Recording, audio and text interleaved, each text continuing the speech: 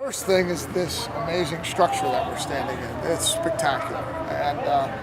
And we really aren't reaping the full benefits of it yet because to me, coaching the quarterbacks, you get the most out of this facility in January and February when it's cold and there's snow on the ground, even though there's snow on the ground right now, but snow on the ground and the guys can get in here without putting layers of clothes on and throw the football around and catch.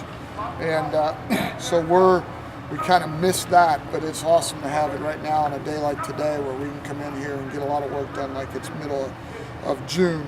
And then when I was here in 2009, we had come off of a couple of years where we didn't go to the bowl game. Fortunately, that year I was here, went to a bowl game and been to one ever since. So that the tradition is always great here in Ohio, and it's been awesome, but the recent history, we expect to win now.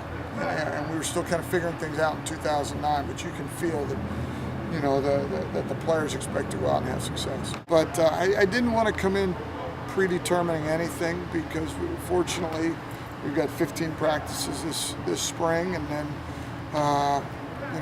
we've got I think 25 practices before we got to travel up to Kent State, and that's enough time to kind of figure them out. But I know that they're both very talented. You can see that on film. When I was, in Northwest Ohio, you could see that they both could make plays. And since I've been here, they're very passionate about getting better, which is very encouraging. Every minute of practice, I'm evaluating those guys, and I grade every rep of practice. So if you can't throw a hitch route, an individual, then that means that you may not be able to do it in the game. Are the scrimmages important? No doubt about it. But I really believe if you execute every minute of every day, it's going to carry over to Saturdays in the fall, but it'll also carry over to the scrimmages in the spring. So is there a difference? I'd be lying if I didn't say there was, but it's not that big. Every rep is important. So I'm just enjoying the staff, getting to know guys that I'm going to be working with day in and day out. Absolutely, I'm thrilled to be here with Coach Solich. Actually, just his demeanor and the way that he goes about his daily business is very attractive to me. So really, I think the staff and just the working environment that we have is very, very positive from my standpoint. And then the players, we're young.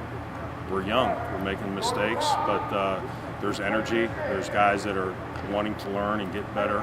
And every day they're just chasing knowledge. They're just trying to absorb and get as much information as possible. So that's been a very positive thing. Guys are eager to learn. They're giving great effort, and every day we're just trying to get a little bit better. Mike Lucas has a wonderful personality. He has an attractive personality, and guys are attracted to him. They seem to really buy into his leadership, and he's more of a natural leader. He's a verbal guy. He's very expressive.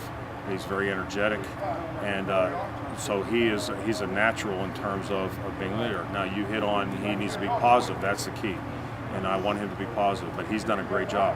He has been positive. He's brought a lot of energy to practice and into our meetings. He's very attentive. He gets in, watches extra tape, and very driven individual. And that kind of rubs off. That's the kind of guy we want that will permeate through our room, in our meeting room, and the younger guys will catch on to that, and he'll bring more and more guys along. So he's further along in the development of being a leader. He's really done a nice job, and so it's up to him not only to be vocal, but also to lead by example. And so he's got to do things right, take care of his business, and be a leader in every aspect.